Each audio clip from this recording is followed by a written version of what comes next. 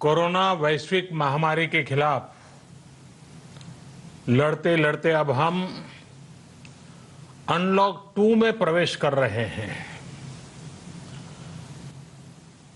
और हम उस मौसम में भी प्रवेश कर रहे हैं जहां सर्दी, जुकाम, खांसी, बुखार ये सारे न जाने क्या क्या होता है, ये मामले बढ़ जाते हैं।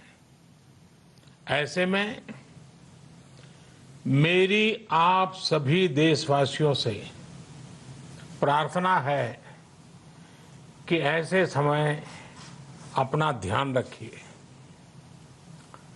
साथियों, ये बात सही है कि अगर कोरोना से होने वाली मृत्यु दर को देखें तो दुनिया के अनेक देशों की तुलना में भारत संभली हुई स्थिति में है। समय पर किए गए लॉकडाउन और अन्य फैसलों ने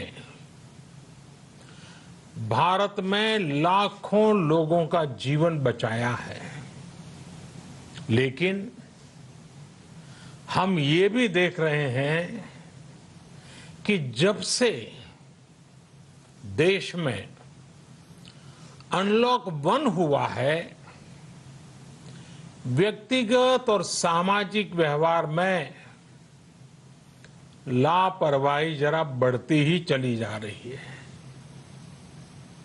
पहले हम मास्क को लेकर, 2 गज की दूरी को लेकर 20 सेकंड तक दिन में कई बार हाथ धोने को लेकर बहुत सतर्क थे, लेकिन आज जब हमें ज्यादा सतर्कता की जरूरत है तो लापरवाही बढ़ना बहुत ही चिंता का कारण है। साथियों, लॉकडाउन के दौरान बहुत गंभीरता से नियमों का पालन किया गया था।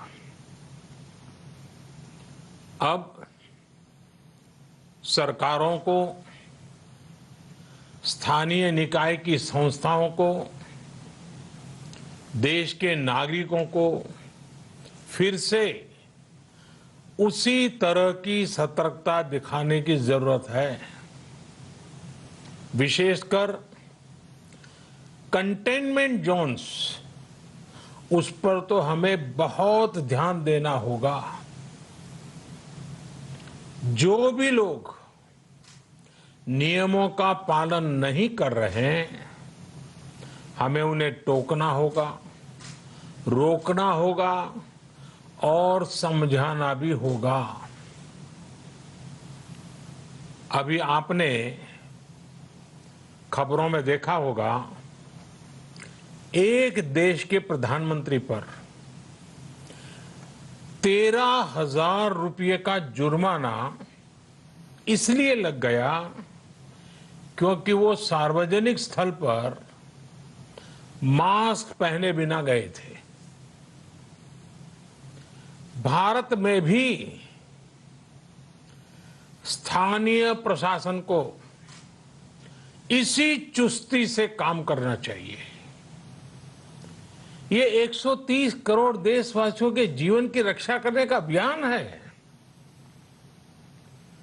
भारत में गांव का प्रधान हो या देश का प्रधानमंत्री, कोई भी नियमों से ऊपर नहीं है। साथियों, लॉकडाउन के दौरान देश की सर्वोच्च प्राथमिकता रही ऐसी स्थिति न आए कि किसी गरीब के घर में चूल्हा न जले। केंद्र सरकार हो, राज्य सरकारें हो, सिविल सोसाइटी के लोग हों, सभी ने पूरा प्रयास किया कि इतने बड़े देश में हमारा कोई गरीब भाई बहन भूखा न सोए। देश हो या व्यक्ति, समय पर फैसले लेने से, संवेदनशीलता से फैसले लेने से किसी भी संकट का मुकाबला करने की शक्ति अनेक गुना बढ़ जाती है। इसलिए लॉकडाउन होते ही सरकार प्रधानमंत्री गरीब कल्याण योजना लेकर आई। इस योजना के तहत गरीबों के लिए 2.25 लाख करोड़ रुपए का पैकेज दिया गया। साथियों, बीते 3 महीनों में 20 करोड़ गरीब परिवारों के जनधन खातों में सीधे 31,000 करोड़ रुपया जमा करवाए गए हैं। इस दौरान 9 करोड़ से अधिक किसानों के बैंक खातों में 18,000 करोड़ रुपए जमा हुए हैं। इसके साथ ही गांवों में श्रमिकों को रोजगार देने के लिए प्रधानमंत्री गरीब कल्याण रोजगार अभियान तेज गति से आरंभ कर दिया गया है। इस पर सरकार 50,000 करोड़ रुपए खर्च कर रही है। लेकिन साथियों, एक और बड़ी बात है जिसने दुनिया को भी हैरान किया है, आश्चर्य में डुबो दिया है। वो ये कि कोरोना से लड़ते हुए भारत में 80 करोड़ से ज्यादा लोगों को 3 महीने का राशन, यानी परिवार के हर सदस्य को 5 किलो गेहूं या चावल मुफ्त दिया गया। इसके अतिरिक्त प्रति परिवार हर महीने 1 किलो दाल भी मुफ्त दी गई। यानी एक तरह से देखें तो अमेरिका की कुल जनसंख्या से 2.5 गुना अधिक लोगों को, ब्रिटेन की जनसंख्या से 12 गुना अधिक लोगों को और यूरोपियन यूनियन की आबादी से लगभग 2 गुने से ज्यादा लोगों को हमारी सरकार ने मुफ्त अनाज दिया है।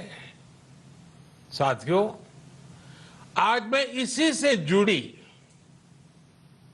एक महत्वपूर्ण घोषणा करने जा रहा हूं।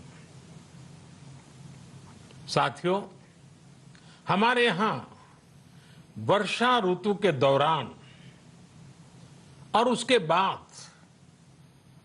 मुख्य तौर पर कृषि क्षेत्र में, एग्रीकल्चर सेक्टर में ही ज्यादा काम होता है।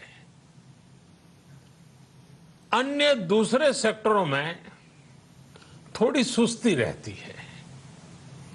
जुलाई से धीरे धीरे त्योहारों का भी माहौल बनने लगता है। अब आप देखिए, अभी 5 जुलाई को गुरु पूर्णिमा है, फिर सावन शुरू हो रहा है, फिर 15 अगस्त आएगी, रक्षाबंधन आएगा, कृष्ण जन्माष्टमी आएगी, गणेश चतुर्थी आएगी, ओणम होगा और आगे जाएं तो काटी बिहू है, नवरात्रि है, दुर्गा पूजा है, दशहरा है, दीपावली है, छठी मैया की पूजा है। त्योहारों का ये समय जरूरतें भी बढ़ाता है, खर्च भी बढ़ाता है। इन सभी बातों को ध्यान में रखते हुए ये फैसला लिया गया है कि प्रधानमंत्री गरीब कल्याण अन्न योजना का विस्तार अब दिवाली और छठ पूजा तक, यानी नवंबर महीने के आखिर तक कर दिया जाएगा। यानी 80 करोड़ लोगों को मुफ्त अनाज देने वाली ये योजना अब जुलाई, अगस्त, सितंबर, अक्टूबर, नवंबर में भी लागू रहेगी।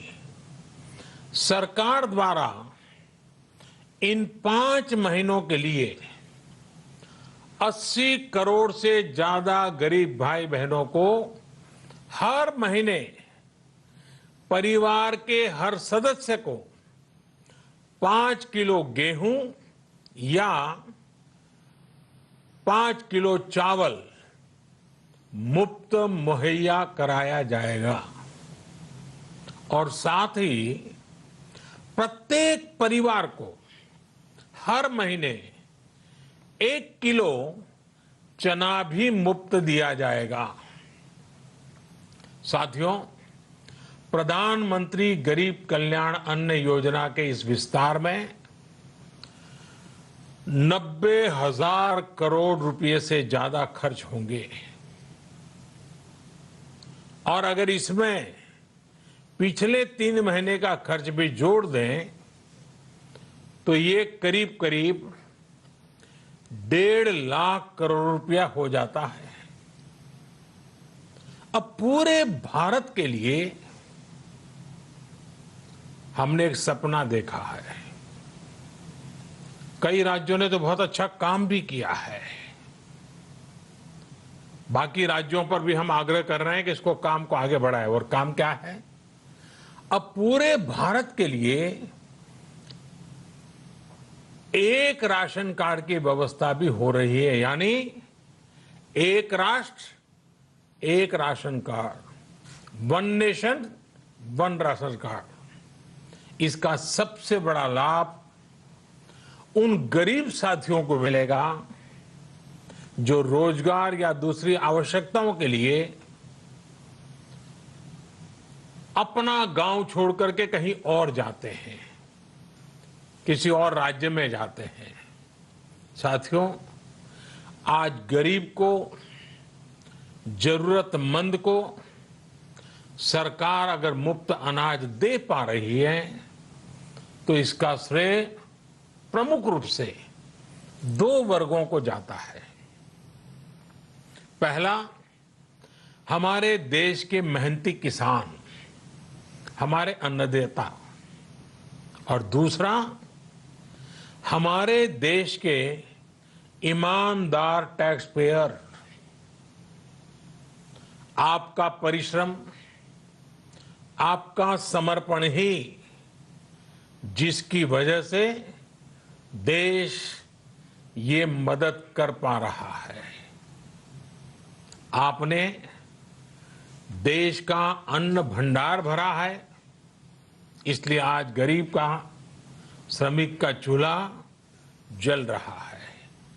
आपने ईमानदारी से टैक्स भरा है, अपना दायित्व निभाया है, इसलिए आज देश का गरीब इतने बड़े संकट से मुकाबला कर पा रहा है। मैं आज हर गरीब के साथ ही देश के हर किसान, हर टैक्स पेयर का हृदय से बहुत बहुत अभिनंदन करता हूं, उन्हें नमन करता हूं। साथियों, आने वाले समय में हम अपने प्रयासों को और तेज करेंगे। हम गरीब, पीड़ित, शोषित, वंचित हर किसी को सशक्त करने के लिए निरंतर काम करेंगे। हम सारी एहतियात बरतते हुए इकोनॉमिक एक्टिविटीज को और आगे बढ़ाएंगे। हम आत्मनिर्भर भारत के लिए दिन रात एक करेंगे। हम सब लोकल के लिए वोकल होंगे। इसी संकल्प के साथ हम 130 करोड़ देशवासियों को मिलजुल करके संकल्प के साथ काम भी करना है, आगे भी बढ़ना है। फिर से एक बार मैं आप सबसे प्रार्थना करता हूं, आपके लिए भी प्रार्थना करता हूं, आपसे आग्रह भी करता हूं, आप सभी स्वस्थ रहिए, 2 गज की दूरी का पालन करते रहिए, गमछा, फेस कवर, मास्क ये हमेशा उपयोग कीजिए, कोई लापरवाही मत बरतिए। इसी आग्रह, इसी कामना के साथ मैं आप सभी को बहुत बहुत शुभकामनाएं देता हूं। धन्यवाद।